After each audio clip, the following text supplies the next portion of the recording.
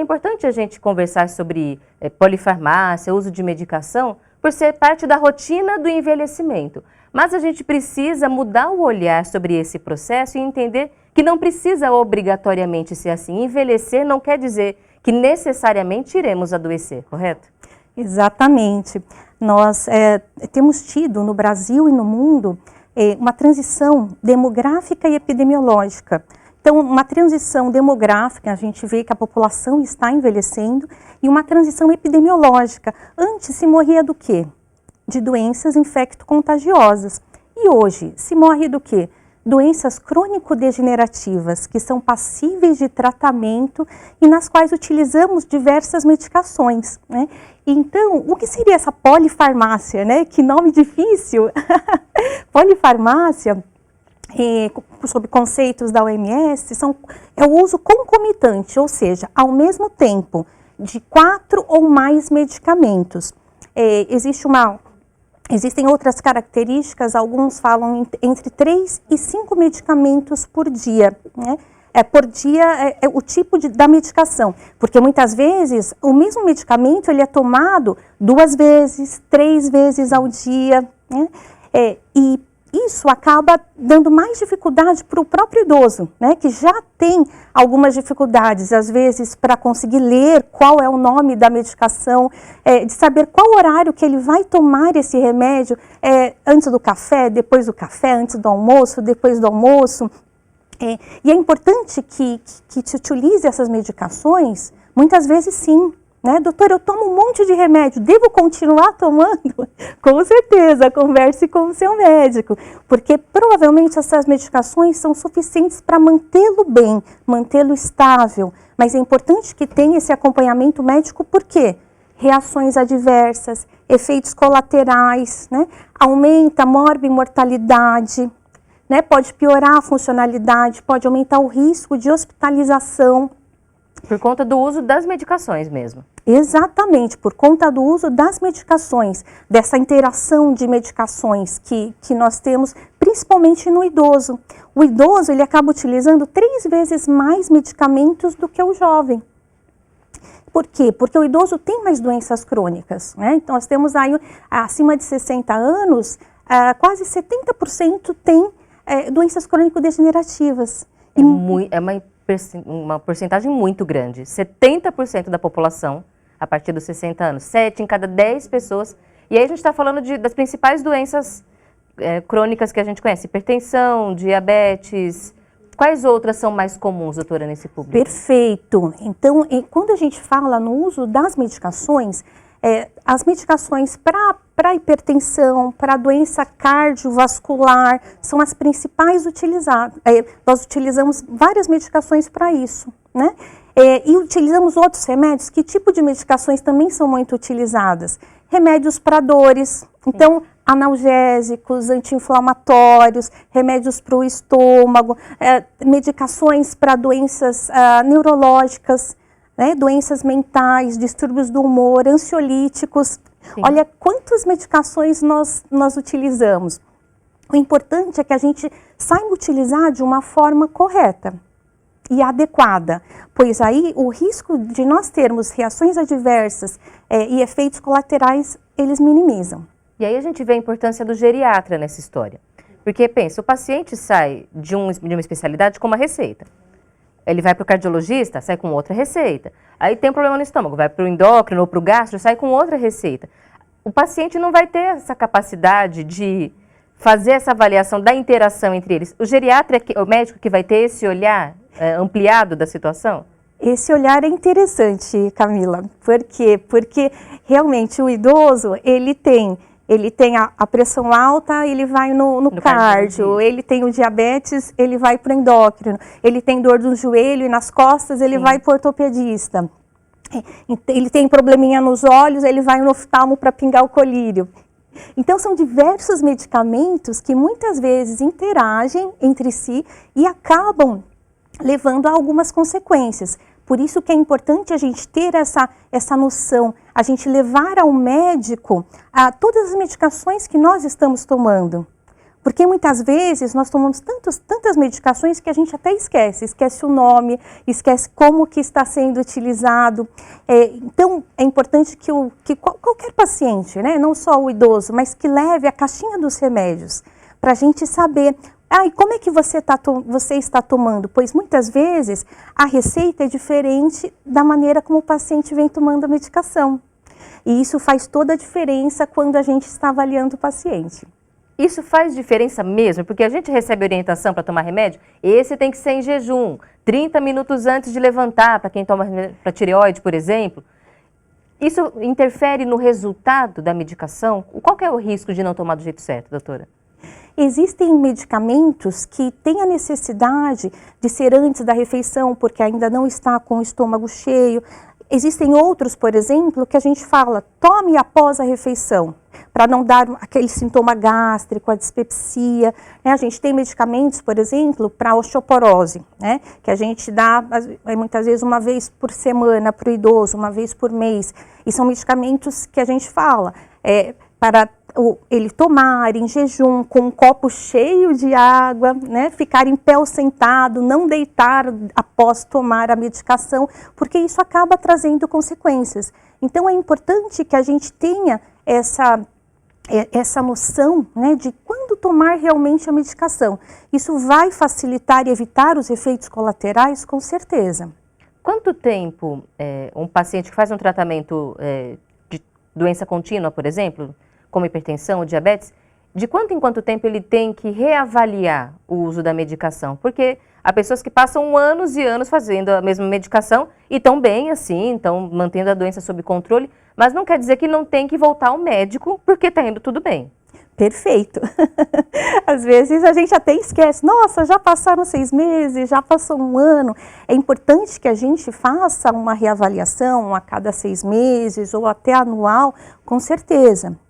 E quando nós começamos a ter lesões em órgão-alvo, por exemplo, começamos a ter, nossa pressão começa a cair de repente, ou começa a oscilar, começa a subir de repente, né? Quando nós tivermos sinais e sintomas de alarme, nós precisamos voltar correndo. Minha consulta seria só daqui a 6 meses, eu volto antes, porque eu preciso saber o que realmente está acontecendo. Eu parei de fazer xixi, será que isso é normal? Será que teve lesão? Meu pé está inchando. Então, se a gente começar a ter outros sinais e sintomas, é importante que a gente faça essa reavaliação. Quais são esses sinais e sintomas de que alguém está sofrendo com essa interação de vários medicamentos, o uso contínuo de todos eles? Existem vários sinais e sintomas que podem acontecer, né? Desde um quadro de confusão mental, o intestino ficou preso, a urina ficou presa, ou o contrário, comecei a fazer mais xixi, né? O meu pé está inchando. Então, são diversos sinais e sintomas que são diferentes do seu habitual, né? E que vão prejudicar a sua funcionalidade. Se você perceber que está começando a ter algum sinal, sintoma diferente do seu habitual, acende a luzinha, uma dor mais intensa. Às vezes eu tenho um pouquinho de dor, mas ando, me movimento, isso aqui sempre foi, né, o meu padrão. Mas se eu não consigo mais caminhar, então eu tive uma perda da funcionalidade, a gente tem que reavaliar. E aí o paciente tem que ficar observando então, porque não tem uma lista de sintomas específicos, mas qualquer sintoma que chame a atenção, que seja diferente do habitual, deve levar ao especialista. Perfeito, perfeito. Ainda mais no idoso, porque o idoso, às vezes, por exemplo, uma infecção de urina, ele pode só dar um cansaço maior, ou ele pode dar uma fraqueza, ou uma falta de vontade de comer, ou um quadro de confusão mental, um delírio. Então, os sintomas no idoso são muito mais sutis e eles podem não estar relacionados ao aparelho específico como no jovem, né? Então, se nós percebermos alguma alteração em relação ao basal, com certeza procurar um médico. E não tirar a medicação por conta própria, ou pode tirar, porque aí é a pergunta mesmo, às vezes o remédio não está, começou a tomar um remédio, começou a dar muito enjoo, sentiu uma diferença. tira o remédio e vai ao médico, ou vai ao médico primeiro para depois tirar o remédio? Falando numa situação ideal, o ideal seria consultar o médico para fazer essa reavaliação. E é interessante que nós temos aí uma porcentagem de automedicação de 20% a 50% da população. Então, é só a gente pensar, quem que nunca, né, quando teve uma dorzinha, foi lá e tomou um analgésico, ou tomou um anti-inflamatório. É correto a gente fazer isso? Seria o ideal? É claro que pensando numa situação ideal, se nós tivermos acesso, o ideal seria conversar com o médico. Por quê? Porque, às vezes, a automedicação ela acaba levando a essas iatrogenias, a essas alterações que podem prejudicar o paciente. Então, nós precisamos, o ideal seria que nós não tivéssemos um nível tão alto como é no Brasil de automedicação. E a gente vê aí um cuidado que é necessário, porque muitas vezes o paciente fala, mas eu estou tomando muito remédio. Mas acrescenta tantos outros que nem foram indicados e que a gente não pode esquecer que também tem efeitos colaterais. E é um risco a gente pensar, minha vizinha tomou e foi bom para ela. Mas a sua vizinha não tem a mesma saúde, não tem o mesmo histórico de doenças ou não. Então, a gente tem que... É uma faixa etária em que é preciso ter um cuidado ainda maior para tomar qualquer medicação indicada sem que o médico faça uma avaliação. Perfeito. Um cuidado ainda maior. Falou muito bem, Camila. Por quê? Porque, primeiro que o idoso já toma diversas medicações. E nele, o que acontece? Nós temos uma função renal mais prejudicada, então o rim ele já funciona um pouquinho mais devagar, né, para excretar as medicações. O fígado também, muitas vezes nós já temos algum prejuízo. O idoso ele pode ser sarcopênico, ele pode ser mais frágil. Então, o peso dele pode ser diferente do peso, né, do colega, do vizinho. Então, são diversos fatores que acabam levando a ter um maior risco com essas medicações. E as medicações, doutora, medicação, essas medicações naturais, o que eu tomo é natural. Será que tem alteração? Ele pode influenciar? Ele pode influenciar.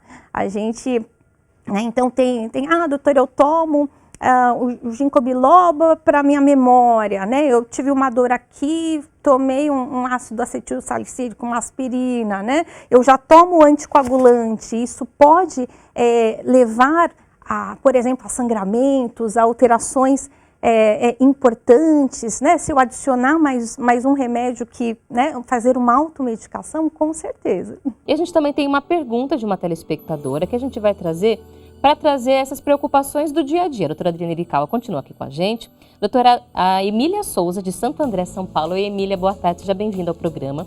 Conta pra gente que tem 61 anos e toma fluoxetina há cerca de 7 anos.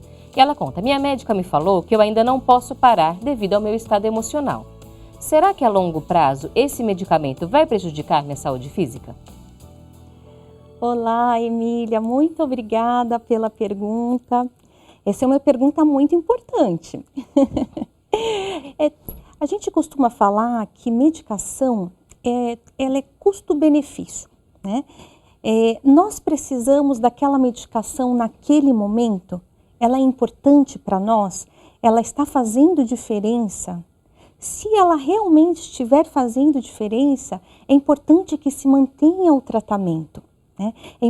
Não tem problema se você tomar 2, 3, 4, 5 remédios para depressão, né? Antipsicóticos, neurolépticos, uma diversa gama de medicamentos. Se você estiver compensada, controlada, se a sua doença estiver controlada, estável com a medicação, vale a pena você manter.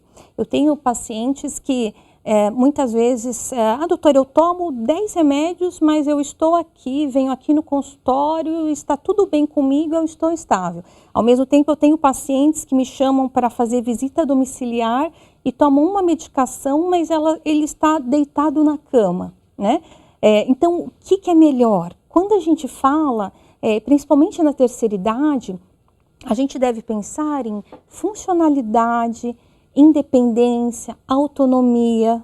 Eu estou conseguindo preservar, né? Eu estou conseguindo chegar ao consultório, ok, utilizo medicações para isso? Utilizo, não tem problema. Se for necessário, podem tomar, né? Sob prescrição médica, fazendo acompanhamento, né? É claro que o ideal é que se faça, além de se tomar as medicações, fazer as medidas não farmacológicas. Então, faça os tratamentos em paralelo, psicoterapia, atividade física, tenha uma alimentação saudável, né? Uma vida com uma socialização mais adequada. Tudo isso leva a você ter uma qualidade de vida melhor e a melhorar também o seu estado. Nós temos aí às vezes um preconceito em relação a doenças psiquiátricas, a drogas, né, que atuam no sistema nervoso central. Né? Eu já tive pacientes, doutora, mas o psiquiatra me passou isso aqui, será que eu vou tomar? Né? Se você tem um diagnóstico, tome, né? Porque isso vai melhorar. A gente tem que tirar esse preconceito em relação a doenças psiquiátricas e a medicações, né? Se um medicamento é adequado, ele é comprovado cientificamente, vale a pena você utilizar? Vale. A gente tem pacientes que tomam esse tipo de medicação por décadas e estão bem, estão estáveis. Isso que é o importante. Às vezes a gente tem a sensação de que um paciente, quando volta do consultório, fala, o médico não tirou o remédio, aumentou a dose, como se fosse um atestado de falência, de incompetência. A gente tem que tirar um pouco desse peso, compreender que é uma medida para promover a saúde ou tentar manter a doença sob controle. E não fazer disso como se fosse um castigo, uma punição, eu não fui bom o suficiente. Então, da gente usar as medicações do jeito correto, sem se tornar dependente dela, fazendo todo o tratamento completo para tentar vencer um desafio, mas não usar isso também como mais um motivo para ficar se castigando nesse caminho, né, doutora? Exatamente. A doença, ela não é um castigo, assim como a medicação. Se a medicina se desenvolveu e está aí com uma gama de medicamentos para serem utilizados, devemos utilizar, né? Então, se a gente pensar em doenças, né, neurológicas, psiquiátricas, né, tínhamos uma quantidade de medicações, né, 10, 20 anos atrás, muito pequena. E isso foi se desenvolvendo, porque saúde mental hoje, ela é um tema realmente super importante. Hoje a gente não pensa só na nossa saúde física, mas a gente pensa na nossa saúde física, mental, espiritual. E aí, doutora, a gente está falando sobre lidar com isso, mas a gente quer reforçar que é importante que esse paciente procure tomar os cuidados de saúde para não aceitar a ideia de que tem que ser assim mesmo. Se tem indicação de remédio, tem que tomar. E é o especialista que tem que aumentar a dose, tirar a dose, fazer recomendação. Mas a gente pode pensar em prevenção da polifarmácia, que na verdade significaria pensar na prevenção dos diversos impactos do envelhecimento? Perfeito. Se a gente tivesse que pensar em uma medicina, né, mais inicial, lá para trás, a gente pensaria nessa medicina preventiva, né? Em o que nós podemos fazer a partir de hoje para que a gente não tenha que usar amanhã a medicação, né? Nós aqui no Brasil, principalmente, no Ocidente em geral, nós temos aí uma medicina muito curativa, né? Então, nós procuramos o médico quando nós já estamos com o problema. Nós vamos ao médico quando nós já estamos com a pressão alta. Então, eu cheguei ao médico lá com 180 por 120 de pressão. E é isso que me levou ao médico. Só que o ideal, a gente sabe que a partir da terceira década a gente já começa a ter um envelhecimento, né? Então, será que a gente pode começar lá antes, lá atrás? O que a gente pode estar fazendo para fazer a prevenção dessas doenças crônico-degenerativas, né? Então, nós temos que, doutora, eu posso fazer ginástica, como é que eu faço, né? O colégio médico americano, ele fala que se você realizar 30 minutos, né, de atividade física 5 vezes por semana, você sai do sedentarismo. Ah, doutor, eu quero emagrecer, eu estou obesa, né? Como é que eu faço? Se eu faço lá atividade física 1 hora, 5 vezes por semana, eu já estou também contribuindo para melhorar isso daí. Né? Ai, doutora, mas eu nunca fiz nada, eu posso começar já com 1 hora, 5 vezes por semana? Vamos devagar. Tudo no idoso é mais devagar, né? Então, a gente pode começar. Eu costumo dizer para os meus pacientes que eu prefiro que eles façam 5 a 10 minutos todo dia, né, do que fazer 1 hora uma vez por semana. Porque a gente precisa de hábitos, né? É a mudança de estilo de vida, né? É que todos nós sabemos, mas como começar? Né? Quando começar? Quando dar o clique? Né? É importante que a gente comece? É importante. Pode ser hoje, pode ser amanhã, pode ser com 70 anos. Né? Faz diferença, doutor, eu começar com 70 anos? Faz. É joia, vale a pena. Faz diferença. Né? Eu posso ficar melhor? Posso. Eu posso conseguir até retirar medicações? É possível. Né? Então, eu tenho pacientes hipertensos que começam, né, e obesos, hipertensos, né, que começam a fazer atividade física, começam a emagrecer, melhoram a sua dieta, então tiram lá o sal, a gordura da dieta, né, começam a se alimentar melhor, tirar os produtos, né, industrializados. Isso faz diferença? Faz, né? Para ter ideia, até na cognição faz diferença, ou seja, na memória, né? A gente só pensa lá na obesidade, no músculo, no joelho, né? Mas até para a memória faz diferença, né? Inclusive para distúrbios do humor. Né? Então, se a gente pratica atividade física, a gente se socializa, a gente consegue... conheci na ginástica, né? Eu tenho um grupo, a gente sai para tomar café. É importante? É importante. Vai prevenir? Com certeza. Com certeza. A mudança de estilo de vida é super importante. Eu parar de fumar, eu parar de beber, né? E se você tem dificuldade, procure um especialista. Procure um especialista que vai conseguir te orientar em como fazer essa mudança, em como praticar essa mudança. Mesmo que você tenha 80, 90 anos, não tem problema, é hora de começar. Essa conversa de, já tô velho demais, é tarde demais, não cola de jeito nenhum. Não aceite esse argumento para si mesmo, para si mesma. Sempre vale a pena. Um dia de vida tem o seu valor, por que não cuidar em qualquer faixa etária? Então a gente vai sim atrás desse objetivo. Esse assunto rende, a gente tem muitas dúvidas sempre para conversar, então, doutora Adriana, um convite já para voltar sempre. Seja bem-vinda ao Viver é Melhor. Muito obrigada por ter vindo conversar com a gente hoje, doutora. Eu que agradeço a oportunidade, gratidão.